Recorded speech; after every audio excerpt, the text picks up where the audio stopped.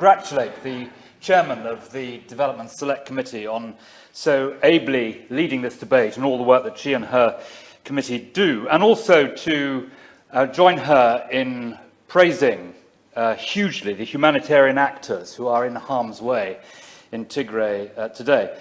Mr. Davis, I went with Bob Geldof, who probably knows more about the situation in this part of Africa than most people in Britain, to see the Foreign Secretary some months ago at the start of this crisis.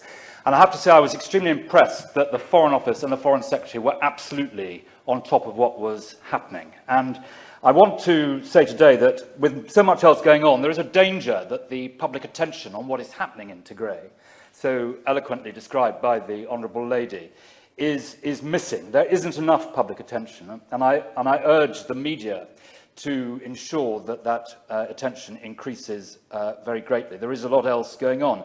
Because the situation, Mr. Davis, is this. There's a massive deterioration in the position on the ground. 7 million people at least need urgent assistance. The position is set out yesterday on the BBC website. 150 people were found by the BBC to have starved to death.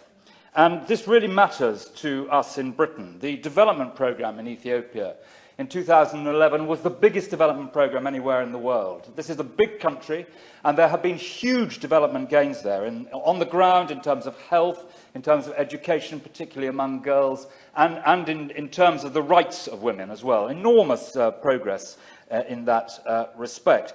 And Britain has huge strategic interests there, both commercial and security interests. Ethiopia, for example, is pulling troops out of Somalia at the moment. That creates space for al-Shabaab to do their evil work there. There are huge flows of desperate people across the border into Sudan. Sudan is a fragile country. Millions of people are displaced. The whole thing destabilizes the region. And Ethiopia, by this conflict, is being pulled apart. Liberation movements are growing in strength, alliances.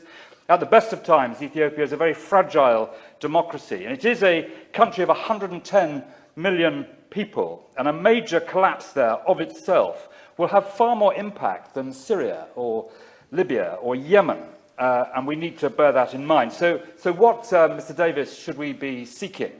First of all, we need to seek a cessation of fighting on all sides. And secondly, we need humanitarian access, which is grossly inadequate at the moment. And it needs to be led by the international community, drawing on British expertise, and by the United Nations, and by the World Food Programme, which is doing an enormous amount of good work there at the moment. But their funding has been cut from 21 million last year to 9 million this year, and that needs to be put right. We need to recognise that people are starving to death in Tigray, that there is massive violence as set out by the Honourable Lady, so I won't repeat that. But Britain has a big strategic interest. Whether you care about development or not, Britain has a huge strategic interest in this part of the world, and in particular in Ethiopia, where millions and millions of pounds of taxpayers' money have been spent on the ground to massive effect, to real effect. And that is why this debate matters so much, and that is why the issues that we are discussing are so important today.